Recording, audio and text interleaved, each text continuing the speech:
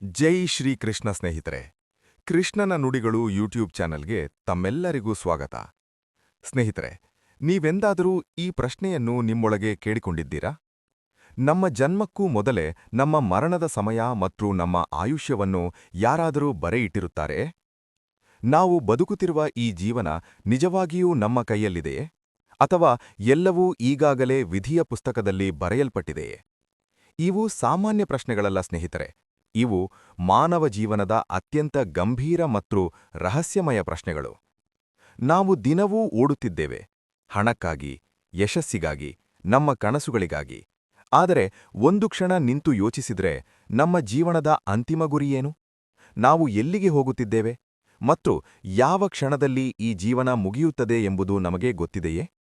ಸ್ನೇಹಿತರೆ, ಮರಣ ಎಂಬುದು ಎಲ್ಲರಿಗೂ ಗೊತ್ತಿರುವ ಸತ್ಯ. ಆದರೆ ಅದನ್ನು ಒಪ್ಪಿಕೊಳ್ಳಲು ಎಲ್ಲರೂ ಹೆದರುತ್ತಾರೆ. ಇಂದು ಈ ವಿಡಿಯೋದಲ್ಲಿ ನಾವು ನಿಮಗೆ ಒಂದು ಅದ್ಭುತ ಕಥೆಯನ್ನು ಹೇಳಲಿದ್ದೇವೆ.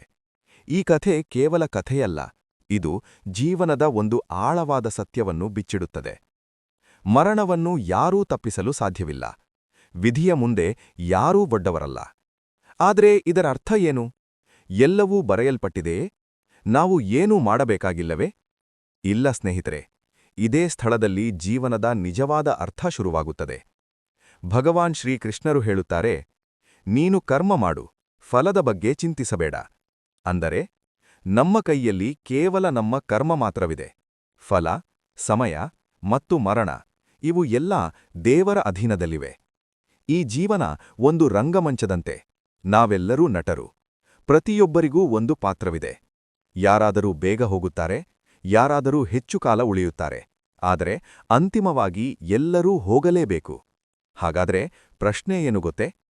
ನೀವು ಎಷ್ಟು ವರ್ಷ ಬದುಕುತ್ತೀರಿ ಇದು ಮುಖ್ಯವಲ್ಲ, ನೀವು ಹೇಗೆ ಬದುಕಿದ್ದೀರಿ ಇದು ಮುಖ್ಯ. ಸ್ನೇಹಿತರೆ, ಈ ವಿಡಿಯೋದಲ್ಲಿ ನಾವು ನಿಮಗೆ ತಿಳಿಸುತ್ತೇವೆ, ಮರಣದ ಸಮಯ ನಿಜವಾಗಿಯೂ ನಿಶ್ಚಿತವೇ? ಸ್ವಾಭಾವಿಕ ಮರಣ ಮತ್ತು ಅಕಾಲ ಮರಣದ ನಡುವಿನ ವ್ಯತ್ಯಾಸವೇನು? ಕೆಲವು ಜನರಿಗೆ ಮರಣದ ಮುಂಚೆ ಯಾಕೆ ಸೂಚನೆ ಸಿಗುತ್ತದೆ? ಆತ್ಮದ ಪ್ರಯಾಣ ಹೇಗಿರುತ್ತದೆ? ಮತ್ತು ಶ್ರೀಕೃಷ್ಣರ ಉಪದೇಶದ ಪ್ರಕಾರ ನಾವು ಹೇಗೆ ಭಯವಿಲ್ಲದೆ ಜೀವನ ನಡೆಸಬಹುದು? ಈ ವಿಡಿಯೋ ನಿಮ್ಮ ಜೀವನವನ್ನು ಬದಲಾಯಿಸಬಹುದು, ನಿಮ್ಮ ಯೋಚನೆಗಳನ್ನು ಬದಲಾಯಿಸಬಹುದು ಮತ್ತು ಮುಖ್ಯವಾಗಿ ನಿಮ್ಮ ಮನಸ್ಸಿಗೆ ಶಾಂತಿಯನ್ನು ನೀಡಬಹುದು. ಸ್ನೇಹಿತರೆ, ನೀವು ನಿಜವಾಗಿಯೂ ಜೀವನದ ಸತ್ಯವನ್ನು ತಿಳಿಯಲು ಬಯಸಿದರೆ ಈ ವಿಡಿಯೋವನ್ನು ಸಂಪೂರ್ಣವಾಗಿ ನೋಡಿ. ಮಧ್ಯದಲ್ಲಿ ಬಿಡಬೇಡಿ, ಯಾಕೆಂದರೆ ಕೊನೆಯಲ್ಲಿ ನಿಮಗೆ ಸಿಗುವ ಸಂದೇಶ ನಿಮ್ಮ ಜೀವನದ ದಿಕ್ಕನ್ನೇ ಬದಲಾಯಿಸಬಹುದು. ಹಾಗಾಗಿ ವಿಡಿಯೋವನ್ನು ಲೈಕ್ ಮಾಡಿ, ಚಾನೆಲ್ ಸಬ್ಸ್ಕ್ರೈಬ್ ಮಾಡಿ ಮತ್ತು ನಿಮ್ಮ ಸ್ನೇಹಿತರೊಂದಿಗೆ ಶೇರ್ ಮಾಡಿ. ಜನ್ಮ ಪಡೆಯುವ ಮೊದಲೇ ನಮ್ಮ ಮರಣ ಮತ್ತು ಆಯುಷ್ಯ ಬರೆಯಲ್ಪಟ್ಟಿರುತ್ತದೆಯೇ? ಇಂದು ನಾವು ಈ ವಿಡಿಯೋ ಮೂಲಕ ನಿಮಗೆ ಅದನ್ನು ತಿಳಿಸುತ್ತೇವೆ. ಒಮ್ಮೆ ಭಗವಾನ್ ವಿಷ್ಣು ಗರುಡನ ಮೇಲೆ ಸವಾರಿಯಾಗಿ ಭಗವಾನ್ ಶಿವನನ್ನು ಭೇಟಿಯಾಗಲು ಕೈಲಾಸ ಪರ್ವತಕ್ಕೆ ಹೋದರು. ವಿಷ್ಣು ಗರುಡನನ್ನು ಗುಹೆಯ ಹೊರಗೆ ಬಿಡಿ ತಾವು ಒಳಗೆ ಶಿವನನ್ನು ಭೇಟಿ ಮಾಡಲು ಹೋದರು. ಗರುಡ ಒಬ್ಬನೇ ಇದ್ದು ಕೈಲಾಸದ ಅದ್ಭುತ ಪ್ರಕೃತಿ ಸೌಂದರ್ಯವನ್ನು ನೋಡುತ್ತಿದ್ದನು. ಅಷ್ಟರಲ್ಲಿ ಅವನ ಕಣ್ಣಿಗೆ ಒಂದು ಸಣ್ಣ ಸುಂದರ ಹಕ್ಕಿ ಕಣ್ಣಿಗೆ ಬಿತ್ತು. ಆ ಹಕ್ಕಿ ತುಂಬಾ ಆಕರ್ಷಕವಾಗಿತ್ತು. ಗರುಡನ ಗಮನ ಸಂಪೂರ್ಣವಾಗಿ ಅದರ ಮೇಲೆ ಹೋಯಿತು. ಅದೇ ಸಮಯದಲ್ಲಿ ಮರಣದ ದೇವರಾದ ಯಮರಾಜನು ಕೂಡ ಶಿವನನ್ನು ಭೇಟಿ ಮಾಡಲು ಅಲ್ಲಿಗೆ ಬಂದರು. ಗುಹೆಗೆ ಹೋಗುವ ಮುನ್ನ ಯಮರಾಜನು ಆ ಹಕ್ಕಿಯನ್ನು ನೋಡಿ ಆಶ್ಚರ್ಯಪಟ್ಟರು. ಗರುಡ ಅರ್ಥ ಮಾಡಿಕೊಂಡನು, ಆ ಹಕ್ಕಿಯ ಅಂತ್ಯ ಸಮೀಪದಲ್ಲಿದೆ ಎಂದು. ಅವನಿಗೆ ಆ ಹಕ್ಕಿಯ ಮೇಲೆ ಕರುಣೆ ಬಂತು. ಅವನು ಆ ಹಕ್ಕಿಯನ್ನು ತನ್ನ ಗರಿಗಳಲ್ಲಿ ಹಿಡಿದು ಸಾವಿರಾರು ಕಿಲೋಮೀಟರ್ ದೂರದ ಒಂದು ಕಾಡಿನಲ್ಲಿರುವ ಎತ್ತರದ ಕಲ್ಲಿನ ಮೇಲೆ ಬಿಟ್ಟನು. ನಂತರ ಅವನು ಮತ್ತೆ ಕೈಲಾಸಕ್ಕೆ ಹಿಂದಿರುಗಿದನು. ಯಮರಾಜನು ಹೊರಗೆ ಬಂದಾಗ ಗರುಡ ಕೇಳಿದನು, ನೀವು ಆ ಹಕ್ಕಿಯನ್ನು ಅಷ್ಟು ಆಶ್ಚರ್ಯದಿಂದ ಯಾಕೆ ನೋಡುತ್ತಿದ್ದೀರಿ? ಯಮರಾಜರು ಉತ್ತರಿಸಿದರು, ನಾನು ಆ ಹಕ್ಕಿಯನ್ನು ನೋಡಿದಾಗ ಅದು ಕೆಲವೇ ಕ್ಷಣಗಳಲ್ಲಿ ಸಾವಿರಾರು ಕಿಲೋಮೀಟರ್ ದೂರದಲ್ಲಿ ಒಂದು ಹಾವಿನಿಂದ ತಿನ್ನಲ್ಪಡುವುದು ಎಂದು ತಿಳಿದುಬಂದಿತು. ಅದು ಅಷ್ಟು ದೂರಕ್ಕೆ ಹೇಗೆ ಹೋಗುತ್ತದೆ ಎಂದು ಆಶ್ಚರ್ಯಪಟ್ಟೆ. ಆದರೆ ಈಗ ಅದು ಇಲ್ಲ, ಅಂದರೆ ಅದು ಈಗಾಗಲೇ ಸತ್ತಿದೆ. ಅದನ್ನು ಕೇಳಿದ ಗರುಡ ಅರಿತುಕೊಂಡನು, ಮರಣದಿಂದ ತಪ್ಪಿಸಿಕೊಳ್ಳುವುದು ಸಾಧ್ಯವಿಲ್ಲ. ಭಗವಾನ್ ಹೇಳುತ್ತಾರೆ, ನೀನು ಮಾಡುವುದನ್ನು ನೀನು ಇಷ್ಟಪಡುವುದನ್ನು ಮಾಡುತ್ತೀಯ, ಆದರೆ ಆಗುವುದು ನಾನು ಬಯಸಿದಂತೆ. ನೀನು ನಾನು ಬಯಸಿದಂತೆ ಮಾಡು, ಆಗ ನಿನಗೆ ಬೇಕಾದಂತೆ ಆಗುತ್ತದೆ. ಜೀವನದ ಶಾಶ್ವತ ಸತ್ಯವೇ ಮರಣ. ಜನ್ಮದೊಂದಿಗೆ ಮರಣದ ಸಮಯವು ನಿಶ್ಚಿತವಾಗಿರುತ್ತದೆ. ಎಲ್ಲರೂ ಮರಣದಿಂದ ಭಯಪಡುತ್ತಾರೆ, ಆದರೆ ಮರಣವೇ ಜೀವನದ ಸತ್ಯವನ್ನು ತೆರೆದಿಡುತ್ತದೆ. ಜನರಿಗೆ ಸದಾ ಒಂದು ಪ್ರಶ್ನೆ: ಮರಣದ ನಂತರ ಏನು ಆಗುತ್ತದೆ? ಕೆಲವರಿಗೆ ತಮ್ಮ ಮರಣದ ಮುಂಚೆಯೇ ಒಂದು ಭಾವನೆ ಬರುತ್ತದೆ. ಕೆಲವರು ನಂಬುತ್ತಾರೆ, ಪ್ರತಿಯೊಬ್ಬರ ಭಾಗ್ಯ ಮೊದಲೇ ಬರೆಯಲ್ಪಟ್ಟಿದೆ, ಅದರಲ್ಲಿ ಮರಣದ ಸಮಯವೂ ಇದೆ. ಆದರೆ ಇದು ಸಂಪೂರ್ಣ ಸತ್ಯವೇ? ಇದಕ್ಕೆ ಸ್ಪಷ್ಟ ಉತ್ತರ ನೀಡುವುದು ಕಷ್ಟ. ವಿಭಿನ್ನ ಜನರು ವಿಭಿನ್ನವಾಗಿ ಯೋಚಿಸುತ್ತಾರೆ. ಮರಣವನ್ನು 2 ರೀತಿಗಳಾಗಿ ಹೇಳಬಹುದು. ಒಂದು, ಸ್ವಾಭಾವಿಕ ಮರಣ. ಜೀವನವನ್ನು ಪೂರ್ಣವಾಗಿ ಬದುಕಿ ಶಾಂತಿಯಿಂದ ಸಾಯುವುದು. ಅಥವಾ ಅಕಾಲ ಮರಣ. ಅಪಘಾತ, ರೋಗ ಅಥವಾ ಅನಿರೀಕ್ಷಿತ ಕಾರಣಗಳಿಂದ ಆಗುವ ಮರಣ. ಸ್ವಾಭಾವಿಕ ಮರಣ ಇಂದು ಬಹಳ ಅಪರೂಪವಾಗಿದೆ. ಅಕಾಲ ಮರಣದಲ್ಲಿ ಮರಣದ ಸಮಯ ನಿಶ್ಚಿತವಾಗಿರುವುದಿಲ್ಲ.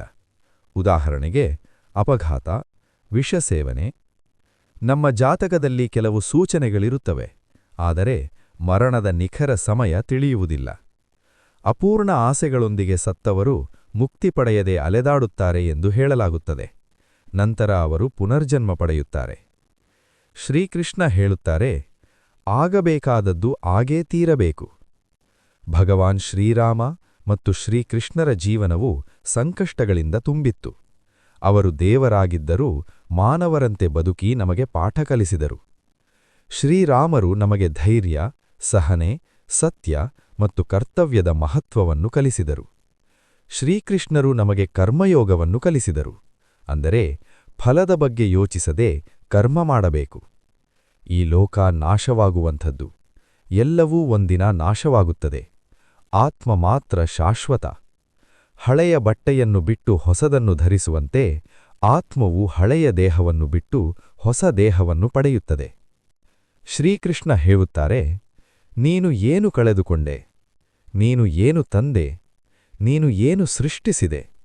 ನಾವು ಖಾಲಿ ಕೈಯಲ್ಲಿ ಬರುತ್ತೇವೆ ಮತ್ತು ಖಾಲಿ ಕೈಯಲ್ಲಿ ಹೋಗುತ್ತೇವೆ.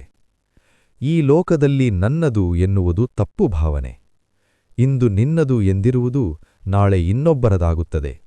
ಆದ್ದರಿಂದ ಎಲ್ಲವನ್ನೂ ಭಗವಂತನದ್ದು ಎಂದು ಭಾವಿಸಿ ಬದುಕಬೇಕು.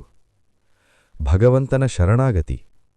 ಶ್ರದ್ಧೆಯಿಂದ ನಿಷ್ಕಾಮವಾಗಿ ಕರ್ಮ ಮಾಡುವುದು, ಸುಖ ದುಃಖಗಳಲ್ಲಿ ಸಮಾನತೆಯನ್ನು ಉಳಿಸಿಕೊಳ್ಳುವುದು, ಭಯ, ಚಿಂತೆ, ದುಃಖದಿಂದ ಮುಕ್ತರಾಗುವುದು. ಗೀತೆಯ ಸಂದೇಶ: ಆಗಿದ್ದು ಒಳ್ಳೆಯದೇ, ಆಗುತ್ತಿರುವುದೂ ಒಳ್ಳೆಯದೇ, ಆಗುವುದೂ ಒಳ್ಳೆಯದೇ. ಆದ್ದರಿಂದ ಭೂತಕಾಲದ ಬಗ್ಗೆ ಚಿಂತೆ ಬೇಡ, ಭವಿಷ್ಯದ ಬಗ್ಗೆ ಭಯ ಬೇಡ. ವರ್ತಮಾನದಲ್ಲಿ ಕರ್ಮ ಮಾಡುವುದು ಮುಖ್ಯ. ಜೀವನದಲ್ಲಿ ಕಷ್ಟಗಳು ಬಂದಾಗ 1. ಪರಿಹಾರ ಇದ್ದರೆ ಚಿಂತಿಸಬೇಡಿ. 2. ಪರಿಹಾರ ಇಲ್ಲದಿದ್ದರೂ ಚಿಂತೆಯಿಂದ ಪ್ರಯೋಜನವಿಲ್ಲ. ವಿಧಿಯ ನಿಯಮವನ್ನು ಯಾರೂ ಬದಲಾಯಿಸಲು ಸಾಧ್ಯವಿಲ್ಲ, ಆದರೆ ನಮ್ಮ ಪರಿಶ್ರಮ ಮತ್ತು ಧೈರ್ಯ ನಮ್ಮ ಜೀವನವನ್ನು ಸುಧಾರಿಸುತ್ತದೆ.